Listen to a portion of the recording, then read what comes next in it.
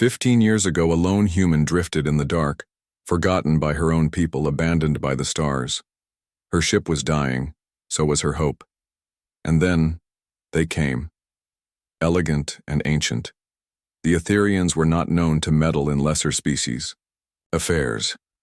But that day they did something extraordinary. They saved her. No questions, no conditions, just honor. Captain Elena Vasquez made a promise. A simple vow between two species, born in silence and sealed in trust. Now, the galaxy burns. The Etherians are on the brink of extinction, hunted by an empire that knows no mercy. And across the void, one woman hears the call. The human they once rescued is no longer a lost pilot. She is an admiral, and she has not forgotten. Because some debts are not measured in credits, but in blood, fire, and the stars themselves. This is the story of a promise kept, a covenant carved across galaxies, and the day humanity stood alone between extinction and salvation. The rescue in the void. The silence of deep space was broken only by the desperate beeping of emergency systems as Captain Elena Vasquez watched her ship die around her. The cargo hauler Luna's Promise had been her home for 8 years, carrying supplies between the outer colonies and Earth's sprawling industrial stations. Now it drifted powerless in the void between star systems, its fusion core dead and life support systems failing with mechanical inevitability.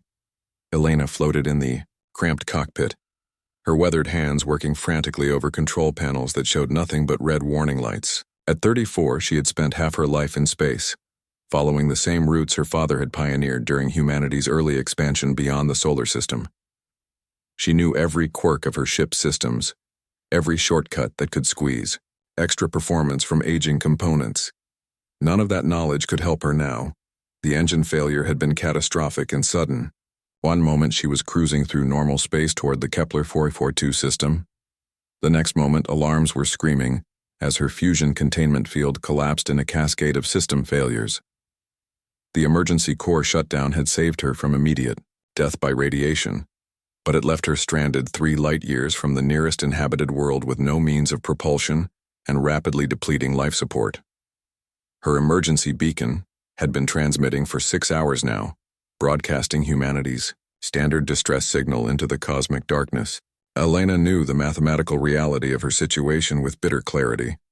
The shipping lanes between star systems were vast beyond human comprehension, and the chance of another vessel detecting her signal was effectively zero. She had perhaps 18 hours of breathable air remaining, after which the universe would claim another casualty to the unforgiving mathematics of interstellar travel. The first indication that her fate might be different came as a subtle change in the background radiation patterns displayed on her sensors.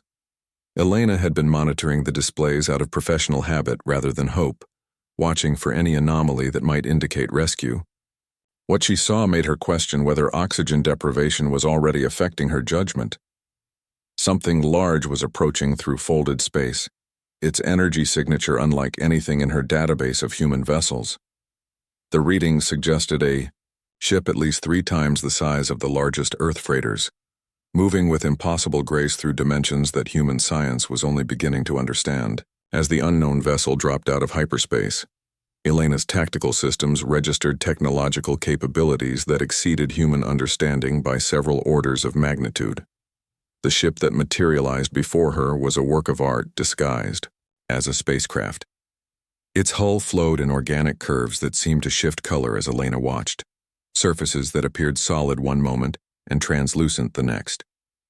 Geometric patterns of light pulsed along its length in rhythms that suggested vast alien intelligence, while its propulsion systems generated energy signatures that her instruments couldn't classify.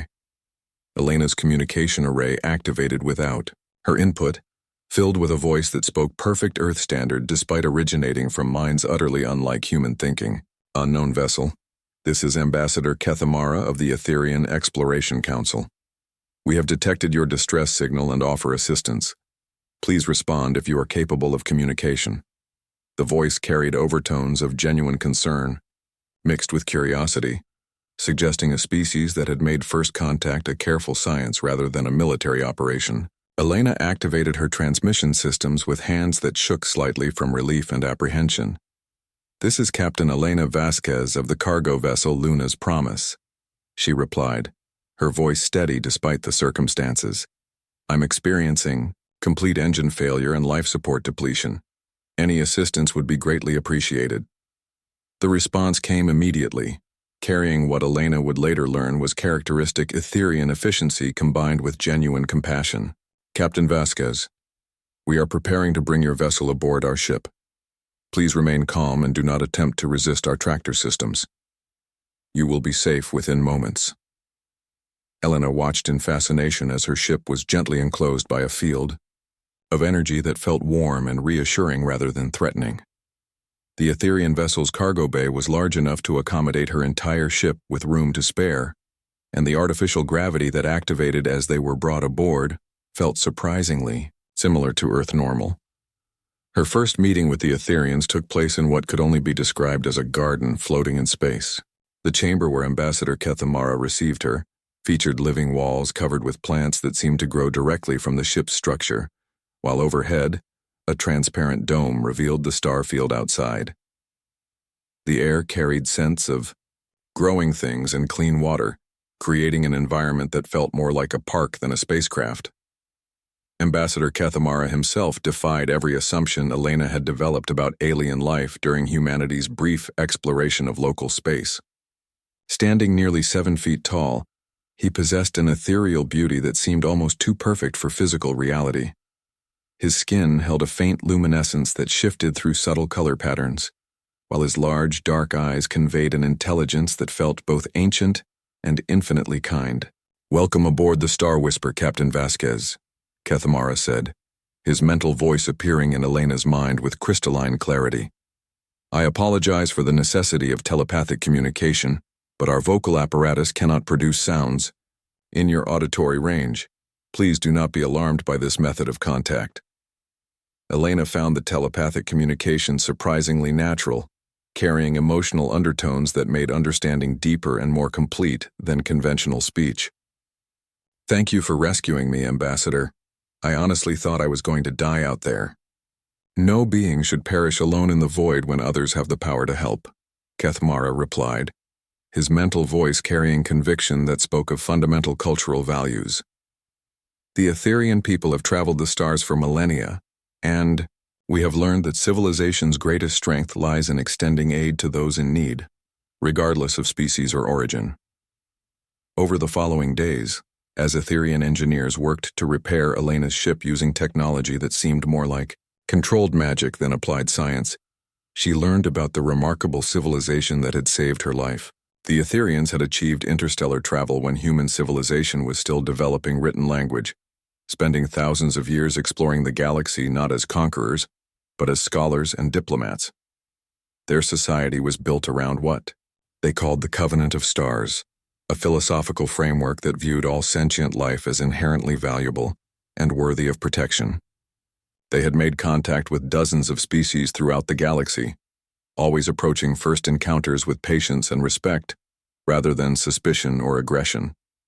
Navigation Officer Thel Nara, assigned as Elena's guide and cultural interpreter, became her closest friend during the repair process. Younger than Kethamara by several centuries, Thel Nara possessed an infectious curiosity about human culture and technology that reminded Elena why she had chosen a life among the stars. "Your species fascinates us," Thel Nara explained during one of their conversations in the ship's observation lounge. "Most civilizations we encounter have achieved space travel through gradual technological development over thousands of years. Humanity has accomplished interstellar flight within mere centuries of developing basic metallurgy. Such rapid advancement suggests remarkable adaptability." Elena found herself equally fascinated by Etherian society and technology. Their ships were grown rather than built, using biotechnology that created living vessels capable of self-repair and evolution. Their exploration missions could last centuries, with crews that viewed the journey itself as more valuable than any specific destination. The repair of Elena's ship presented an unexpected opportunity for cultural exchange. Etherian technology, while vastly superior to human engineering, was based on entirely different principles. When their biomechanical systems proved incompatible with Elena's fusion drive, she was able to contribute her own knowledge of human propulsion technology. Working alongside Etherian engineers, Elena helped develop hybrid solutions that combined human mechanical engineering with Etherian biotechnology. The process took weeks rather than days, but it created something unprecedented, a fusion of two completely different approaches to space travel that was more effective than either alone. Elder Council member Vorthalon, the oldest Etherian aboard the Star Whisper, observed the collaboration with deep interest. His mental voice carried the weight of millennia when he spoke to Elena during the final stages of repair work. In our long travels, we have rarely encountered species capable of such rapid adaptation and innovation, he said, his luminescent skin pulsing with patterns that Thelnara later explained indicated profound respect. Your people possess qualities that may prove valuable to the greater galactic community, should your species choose to venture beyond your current boundaries. The conversation that followed would change the course of galactic history, though neither Elena nor the Etherians could have predicted its ultimate consequences. Vorthalon spoke of ancient threats that still moved in the darkness between stars, of empires that viewed other species as resources to be consumed rather than civilizations to be respected. The galaxy is vast and often dangerous, he explained, his mental voice carrying overtones of sadness gained through long experience. Peaceful species like ours sometimes face challenges that require different approaches to survival. Should such circumstances arise, would humanity consider honoring bonds of mutual assistance? Elena's response came without hesitation, born from gratitude and a growing understanding of what the Etherians represented in a universe that could be hostile to the innocent. Ambassador, you saved my life when you had no obligation to do so. If your people ever need help, and humanity has the power to provide it, I give you my word that we will come. The ceremony that formalized their agreement was simple, but profound. Standing in the ship's central garden while stars wheeled overhead, Elena placed her hand against a living crystal that would record her promise for as long as Etherian civilization endured. Kethmara and the other Etherians present added their own commitments, creating what they called a covenant of aid that bound their species together across the vastness of space and time. When Elena's ship was finally ready for departure, enhanced with Etherian biotechnology that would extend its operational life by decades, she found saying goodbye more difficult than she had expected. The weeks aboard the Star Whisper had shown her a vision of what galactic civilization could become when guided by wisdom and compassion, rather than fear and aggression. Remember us, Elena Vasquez, Kethmara said, as she prepared to transfer back to her own vessel. And remember that some debts transcend individual lives and become obligations between civilizations. Should we call? Will you answer? I'll answer, Elena promised, not knowing that she would spend the next 15 years of her life ensuring that humanity would be capable of keeping that promise. No matter how long it takes or how impossible the odds, I'll answer. Elena returned to human space forever changed by her experience. Her reports to the Colonial Administration and the newly formed Department of Xenological Affairs were comprehensive and detailed, ensuring that every aspect of Etherian culture and technology was recorded in Earth's diplomatic archives. More importantly, she began quietly advocating for expanded human military capabilities and interstellar infrastructure. The cargo pilot who had nearly died in the void between stars became a vocal proponent of human expansion and military preparedness. She argued that humanity needed to be ready for challenges that their current technology and organization couldn't handle, though she was careful never to reveal the specific details of her promise to the Etherians. Over the following years, Elena's influence grew as her predictions about galactic affairs proved remarkably accurate. She had somehow acquired knowledge about interstellar politics and technology that no other human possessed, making her one of Earth's most valuable strategic advisors. Her advocacy for rapid military expansion and technological development was instrumental in humanity's emergence as a significant power in local space. 15 years after her rescue, Admiral Elena Vasquez commanded Earth's most powerful deep space fleet and had become one of the most respected military leaders in human history. She had spent a decade and a half preparing for a debt that might never be called in, building the capability to honor a promise made to beings who had shown her the true meaning of interstellar civilization. The message that arrived during what should have been a routine strategic planning session would test whether humanity had learned the lessons Elena had tried to teach them about honor, sacrifice, and the obligations that bound civilized species together across the stars.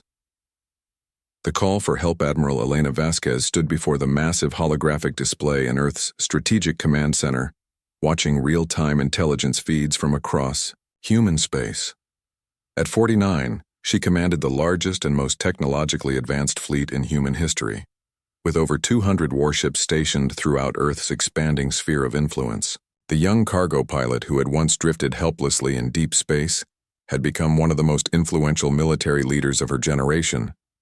The transformation hadn't been accidental. For 15 years, Elena had carefully guided human military development, always pushing for capabilities that seemed excessive for defending against known threats. Her colleagues often questioned the need for such extensive preparations, but Elena's track record of accurate strategic predictions had earned her enough credibility to implement her vision of human space power. The communication that changed. Everything arrived during the morning intelligence briefing, transmitted through channels that shouldn't have existed. Elena's personal communication array activated without authorization, displaying symbols that human computers couldn't translate, but that Elena recognized immediately as Etherian script. The holographic image that materialized showed Ambassador Kethmara, though 15 years had aged him in ways that Elena found deeply disturbing. The luminescence of his skin had dimmed to a pale flicker, and his large dark eyes carried a weight of suffering that spoke of watching his entire civilization die. Elena Vasquez. His mental voice reached across impossible distances, carrying the same clarity she remembered but now waited with desperate urgency. I call upon the covenant of aid between our peoples. The Etherian civilization faces extinction, and we have nowhere else to turn. The transmission continued with details that made Elena's blood run cold. The Zorathian Empire, a militant species from the galaxy's outer rim, had launched what they called the Great Purification, a systematic campaign to eliminate every non-Zorathian species from known space. Unlike typical wars of conquest, the Zorathians sought complete extermination of their enemies, leaving no survivors to potentially threaten their dominance. The Etherian worlds had been among the first targets, attacked not for their resources or strategic value, but because their philosophy of peaceful coexistence was considered a threat to Zorathian ideology. 3 of the 5 Etherian homeworlds had already fallen, their populations slaughtered, and their ancient cities reduced to radioactive ruins. We estimate perhaps 2 million survivors scattered across refugee fleets throughout the outer systems, Kethmara continued, his mental voice growing weaker as the transmission proceeded. The Zorathian fleet will complete their hunt within 6 months. Our ships were designed for exploration, not warfare. We cannot defend ourselves against an enemy that views mercy as weakness and peace as corruption. Elena watched the strategic analysis that accompanied Kethmara's plea, her military training automatically cataloging the tactical situation, even as her heart broke for the suffering of her old friends. The Zorathian Empire commanded over 800 capital ships supported by thousands of escort vessels and automated weapons platforms. Their technology was specifically designed for planetary destruction and species eradication, optimized for efficiency rather than traditional military conquest. Against this overwhelming force, the Etherian survivors possessed fewer than 50 ships, most of them civilian vessels pressed into military service without adequate weapons or armor. The mathematical reality was stark. The Etherians were facing complete annihilation within months, possibly weeks if the Zorathians accelerated their timetable. I invoke the promise you made 15 years ago, Kethmara concluded, his image already beginning to fade as the transmission reached its limits. Not for conquest or glory, but for the preservation of all we have learned and loved across millennia of exploration. If humanity has the power to help, we beg you to remember your word. The silence that followed the transmission's end was profound.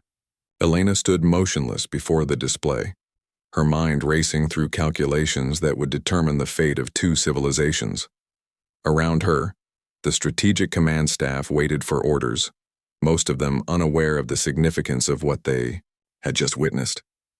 Elena's first call was to President Chen, Earth's civilian leader and ultimately the only person with authority to commit humanity to an interstellar war. The conversation took place in the secure conference room deep beneath Geneva, where the weight of Earth's most critical decisions had been debated for decades. "You're asking me to authorize a military operation against an enemy that outnumbers us 4-1, using technology we barely understand, to save aliens that most humans have never heard of," President Chen summarized after Elena had explained the situation. "Admiral, I understand you feel personally obligated to these Etherians, but I have to consider the survival of our own species." Elena had anticipated this response and had prepared for it over the course of 15 years. "Madam President, the Vorthan Empire's ideology doesn't stop with the Etherians. Their goal is the elimination of all non-Vorthan species from the galaxy. If we don't stop them now while they're focused on other targets, humanity will eventually face the same extinction campaign." The strategic analysis Elena presented was comprehensive and terrifying. Intelligence gathered from multiple sources suggested that the Vorthans viewed the galaxy as containing a finite amount of resources that could support only one dominant species. Their expansion pattern indicated a systematic approach to eliminating potential competitors, starting with the most peaceful civilizations and gradually working toward more militaristic species. "The Etherians are the galaxy's most advanced peaceful civilization," Elena explained, her presentation filling the room's displays with tactical projections and intelligence estimates. "If the Vorthans can eliminate them without effective resistance, it proves their strategy works. Within a generation, they'll move against every other species in known space, including humanity." Secretary of Defense Martinez, a veteran of humanity's earlier conflicts with aggressive alien species, leaned forward in his chair. "Admiral, even if your analysis is correct, the tactical reality remains unchanged. We can't win a conventional engagement against Vorthan forces. They have us outgunned and outnumbered." Elena's smile carried the same grim determination that had characterized her career since returning from Etherian space. "Secretary, humanity has never won any of our major victories through conventional tactics. We win by being too stubborn, to quit, and too creative for our enemies to predict." The plan Elena outlined was audacious beyond any previous human military operation. Rather than attempting to match Vorthan technological superiority, humanity would leverage its unique advantages: rapid adaptability, innovative thinking, and a talent for turning desperate situations into tactical opportunities. The human fleet would be organized around mobility and unpredictability rather than raw firepower. Using enhanced fusion drives based on technology Elena had helped develop 15 years earlier, human ships could achieve acceleration and maneuverability that would confuse enemies accustomed to more conventional vessel performance.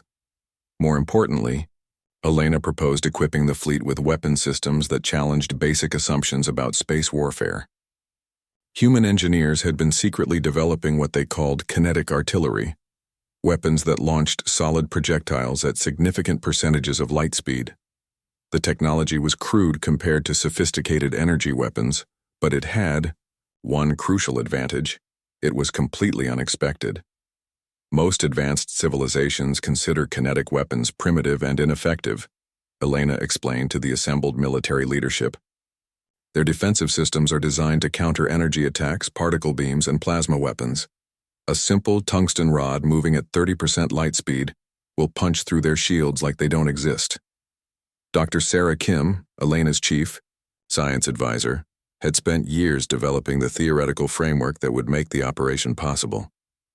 "We've also been working on what we call fusion ramming, using our ship's fusion drives as weapons rather than just propulsion. A controlled fusion detonation creates an electromagnetic pulse that disrupts most alien computer systems while generating enough raw energy to crack a battleship's hull." The debate continued for 18 hours, with Elena answering every objection. and concern with detailed analysis that demonstrated both the necessity and feasibility of the mission. Her years of preparation had created solutions for challenges that her colleagues couldn't have imagined, turning an impossible military operation into merely a desperately dangerous one.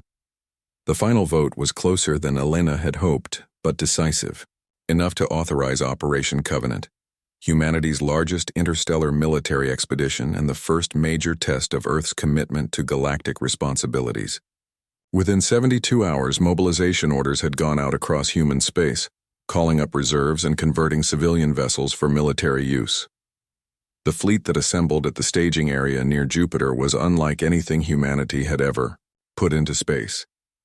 At its core were 60 capital ships, led by Elena's flagship, the UES Promise Keeper, a kilometer-long warship bristling with experimental weapons and enhanced propulsion systems. Surrounding the capital ships were over 300 escort vessels, converted freighters carrying kinetic artillery systems, and specialized support ships loaded with the tools necessary for extended deep space operations. The journey to Etherian space would take 2 weeks through folded space, during which the fleet would conduct constant training exercises and tactical simulations.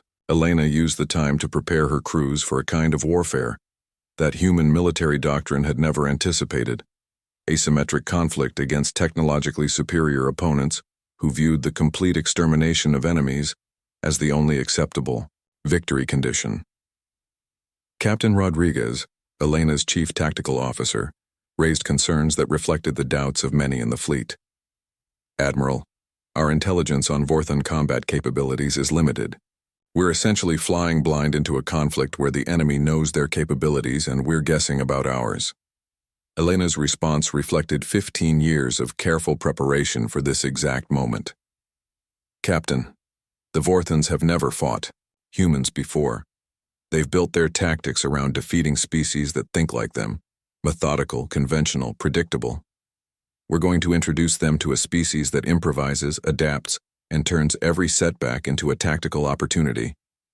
As the human fleet approached the boundary of Etherian space, long-range sensors began detecting the aftermath of the Vorthon campaign. Entire star systems showed signs of systematic destruction, their planets stripped of resources, and their populations eliminated with industrial efficiency. The scope of the genocide was overwhelming, representing the complete erasure of civilizations that had existed for millennia. The first contact with Etherian survivors came through encrypted communications from their hidden refugee fleet. Navigation Officer Thelnara, now a senior commander despite the losses her people had suffered, transmitted coordinates for a rendezvous in the outer system around a dying red giant star. "Elena," Thelnara's mental voice carried across the communication, link with familiar warmth despite the desperate circumstances. "You came. After all these years, through all this darkness, you actually came." The reunion took place aboard the Promise Keeper, in a conference room that Elena had designed specifically for this moment. When Kethmara materialized through the airlock, supported by younger Etherians whose luminescence had dimmed with grief and exhaustion, Elena felt the weight of 15 years of preparation crystallize into a single moment of absolute commitment. "Ambassador," she said simply, offering the traditional Etherian greeting that Thelnara had taught her decades earlier. "A debt was owed. Humanity has come to pay it." The tactical briefing that followed revealed the full scope of the challenge facing both species. The Vorthon fleet had divided into 3 hunting groups, systematically searching each star system for Etherian survivors. The main fleet, commanded by War Prime Thesek himself, was moving toward the refugee concentration with overwhelming force and implacable purpose. "They will arrive within 36 hours, Kethmara reported, his mental voice carrying the resignation of someone who had watched his entire civilization burn. "We have perhaps 50 ships capable of combat, most of them damaged and undermanned. Against 300 Vorthon vessels, we cannot even delay their advance." Elena studied the tactical displays with the calm professionalism that had characterized her entire career. The mathematical reality was stark. Humanity's fleet was outnumbered, outgunned, and operating in unknown territory against an enemy that had perfected genocide as a military art.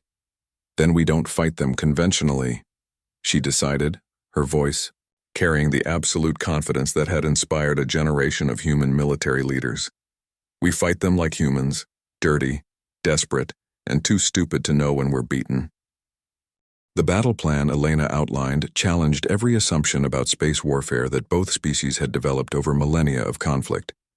Rather than meeting the Zorathians in formal battle, humanity would use hit-and-run tactics, feints, and deception to create opportunities for decisive strikes against critical targets. The Zorathians expect us to defend the refugee fleet, Elena explained to her assembled commanders. Instead, we're going to use the refugees as bait, while we eliminate their ability to maintain their offensive operations, cut their supply lines, destroy their command structure, and force them to fight our kind of war instead of theirs. As the human fleet prepared for battle, Elena stood on the observation deck of the Promise Keeper, watching the stars that had witnessed the birth and death of countless civilizations. Somewhere in the darkness ahead, an enemy approached who viewed the elimination of entire species as a necessary step toward galactic perfection. In 6 hours, humanity would discover whether 15 years of preparation and a promise made to dying friends would be enough to change the course of galactic history. The debt would be paid one way or another, but the cost would be measured in blood, fire, and the survival of civilizations that had trusted in the power of interstellar friendship. The debt-repaid War Prime Thesek of the Zorathian Empire stood on the command bridge of his flagship, the Eternal Dominion, watching sensor displays that showed the approaching end of the Etherean species. His scaled reptilian features displayed satisfaction as tactical computers updated the positions of the scattered refugee ships that represented the last survivors of a civilization that had once spanned 5-star systems. At nearly 10 feet tall, Thesek embodied the Zorathian ideal of biological perfection. His species had evolved as apex predators on a world where survival required the complete elimination of competitors, and they had carried that philosophy into space with devastating effectiveness. The Etherean campaign was merely the latest step in the great purification that would eventually cleanse the galaxy of inferior species. "Status report," Thesek commanded, his voice carrying the authority of someone who had personally overseen the extinction of 7 different civilizations. The bridge crew, all selected for their absolute loyalty to Zorathian supremacist ideology, responded with precise efficiency. "The final Etherean concentration has been located in the outer system around the red giant Karanis," reported Tactical Coordinator Vexthor. "Approximately 50 civilian vessels with minimal defensive capabilities. Our hunter fleets are moving to eliminate the last pockets of survivors throughout the system." Thesek's yellow eyes gleamed with anticipation.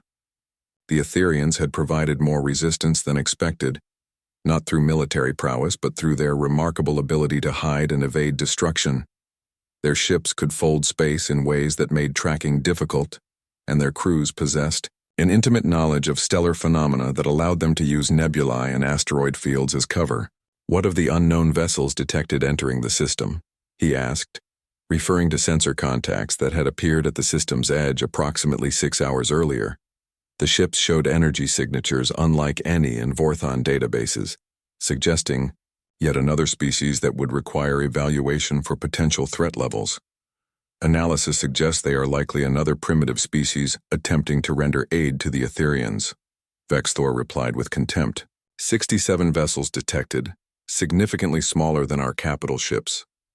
Based on their approach patterns, they appear to lack understanding of proper military formations. Thesek considered this information with the methodical analysis that had made him one of the Empire's most successful commanders. Unknown species occasionally attempted to interfere with purification operations, usually motivated by misguided concepts of interspecies cooperation. Such interventions provided valuable intelligence about potential future threats, while offering opportunities to test Zorathian weapons against new target types. "Deploy Hunter Group Alpha to eliminate the unknown vessels," he decided. "Document their capabilities and technology before destruction. The remaining forces will complete the Etherean extermination as scheduled." What Warprime Thesek didn't understand was that he was about to encounter a species that had built its entire military doctrine around achieving victory through methods that more advanced civilizations considered impossible or insane. Admiral Elena Vasquez watched the approaching Vorthon forces from the bridge of the Promise Keeper, her expression calm despite facing odds that would have discouraged any rational military commander. Vorthon Hunter Group Alpha consists of 97 vessels including 12 capital ships, reported Captain Rodriguez from his tactical station. They're moving to intercept us using standard battle formation protocols. Estimated time to weapon range, 43 minutes. Elena studied the enemy formation with professional interest.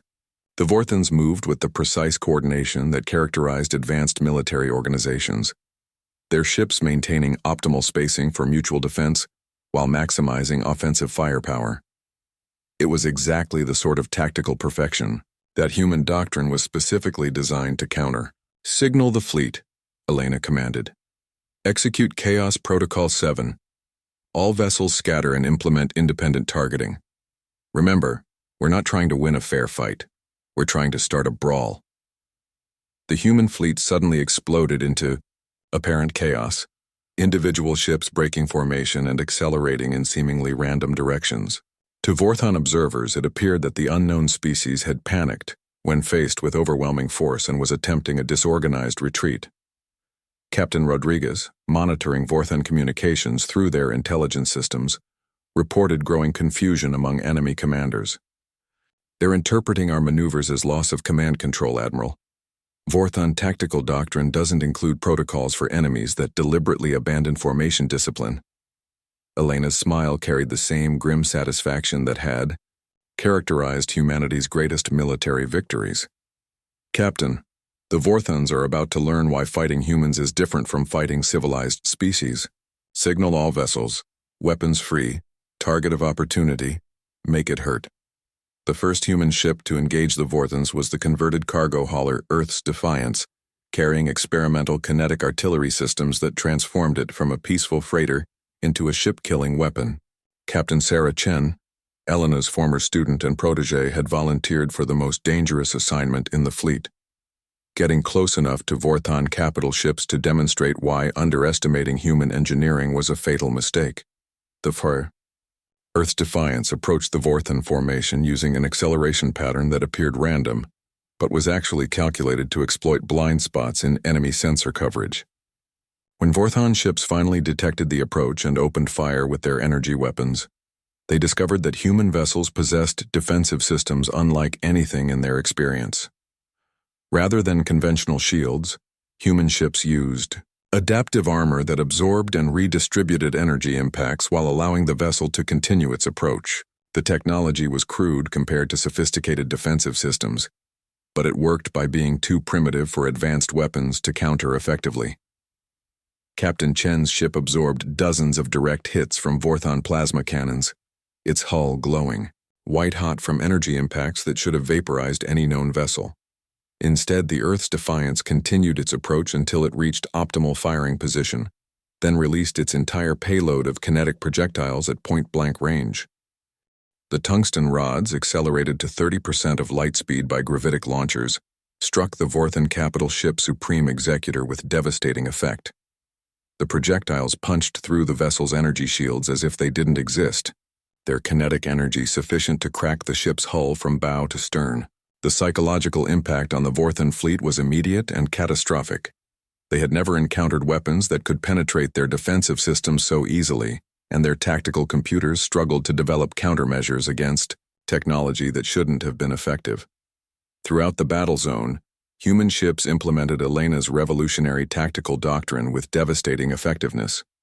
Rather than engaging in traditional ship-to-ship combat, they used swarm tactics that turned individual vessels into components of a larger weapon system. Converted freighters would approach Vorthon ships from multiple angles, forcing the enemy to divide their fire, while human vessels concentrated on specific targets. The USS Terra's Hammer, commanded by Captain Williams, demonstrated another innovation in human warfare philosophy. Instead of using its fusion drive purely for propulsion, Williams overloaded the reactor and used the ship itself as a guided missile, ramming directly into a Vorthon cruiser at nearly light speed. The impact created a localized fusion explosion that eliminated not only the target vessel, but damaged 3 additional ships in the resulting energy cascade. "Admiral," Captain Rodriguez reported, his voice tight with excitement and disbelief, "Hunter Group Alpha is falling back. They've lost 18 ships including 4 capital vessels, and their formation integrity has completely collapsed." Elena watched the tactical display with professional satisfaction. The Zorathians were learning that their conventional superiority meant nothing against an enemy that refused to fight conventionally. Human tactics were chaotic, unpredictable, and seemingly suicidal, but they achieved results that forced the enemy to abandon their careful strategic planning. War Prime Thesek, monitoring the engagement from his flagship, struggled to understand what he was witnessing.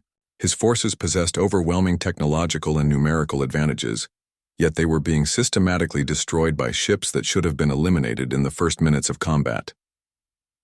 "Analysis," he demanded, his scaled features displaying the first uncertainty he had felt during the entire purification campaign. "How are these primitive vessels penetrating our defenses?" Vexthor consulted his tactical computers with growing confusion. "War Prime, the enemy appears to be using kinetic weapons, simple projectile systems that our shields cannot deflect or absorb. Their vessels also demonstrate unprecedented damage tolerance, continuing to function despite energy impacts that should cause immediate destruction." The tactical revelation forced Thesek to reconsider his entire approach to the engagement. The Zorathian Empire had achieved dominance through technological superiority and tactical precision, but neither advantage was effective against opponents who used principles that defied conventional military thinking. "Recall Hunter Group Alpha," he decided grimly. "Deploy all forces in defensive formation around the main fleet. We will eliminate the refugee ships first, then deal with these irregulars, using concentrated firepower." Elena had anticipated this response and had prepared for it over months of strategic planning. The Zorathian retreat gave her exactly the opening she needed to implement the most audacious phase of her battle plan. "Signal the Etherean fleet," she commanded. "Execute Sanctuary Protocol. All refugee ships fold space immediately to predetermined coordinates. We'll hold the Zorathians here while our friends escape to safety." The next phase of the battle demonstrated why Elena had spent 15 years building specific capabilities for this exact scenario. As the Etherean refugee ships began their emergency evacuation, human vessels formed a defensive screen that challenged every assumption about military sacrifice and tactical priorities. Rather than preserving their forces for maximum effectiveness, human commanders threw their ships into desperate holding actions that bought precious minutes for civilian evacuation. The converted mining ship Asteroid's Pride positioned itself directly between a Zorathian battle group and fleeing Etherean vessels, absorbing sustained fire from multiple capital ships while its crew manually operated damaged weapons systems. Captain Maria Santos, commanding the escort vessel Luna's Daughter, used her ship's enhanced maneuverability to lead an entire Zorathian squadron away from the evacuation zone. For 40 minutes, she danced through space at impossible velocities, drawing enemy fire while her ship's armor ablated away under constant bombardment. When her engines finally failed, Santos rammed her crippled vessel into the Zorathian flagship's escort screen, creating a gap that allowed other human ships to penetrate their defensive formation. The heroism displayed by individual human crews began to have cumulative effects that even Elena hadn't anticipated.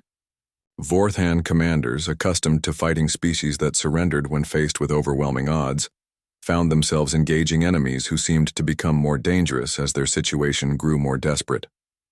"Admiral," reported communications. "Officer Park, we're receiving a transmission from Ambassador Kethmara. The Etherean evacuation is complete. All refugee ships have reached safety in folded space."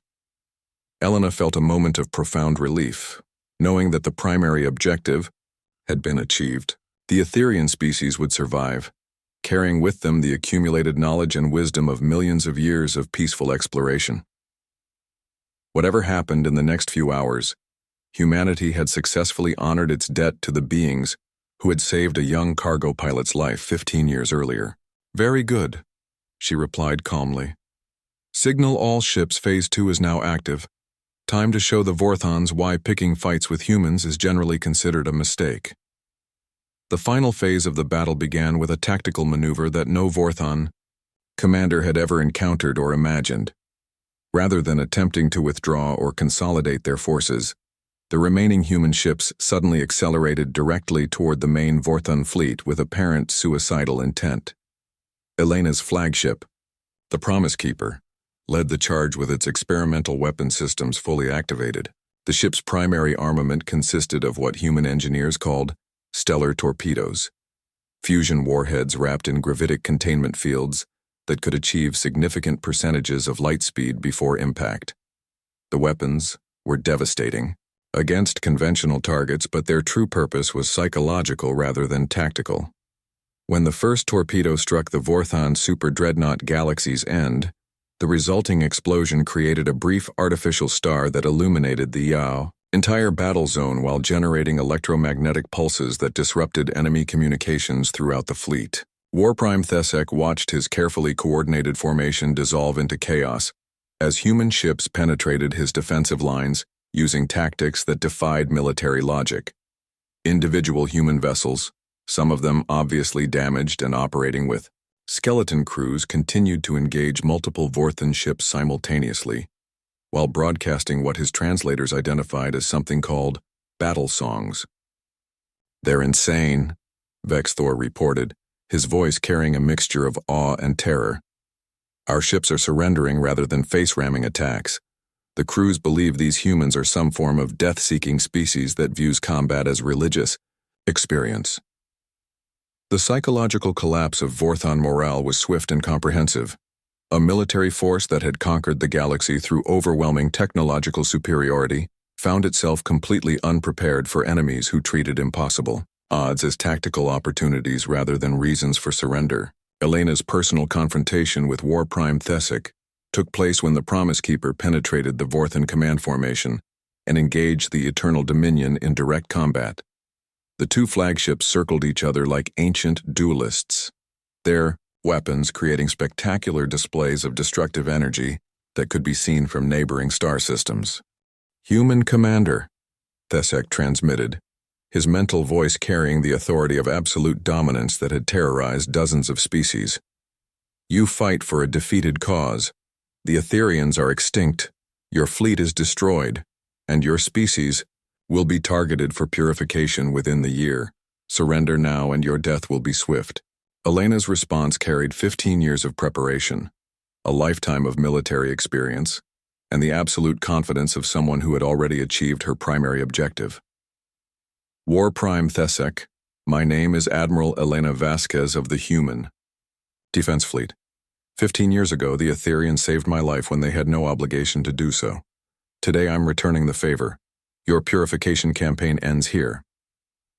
The duel between the two flagships lasted for 3 hours, with both vessels trading devastating attacks that would have destroyed any smaller ships. Elena's tactical experience, combined with human engineering that prioritized adaptability over sophistication, gradually gained the advantage over Vorthon technological superiority.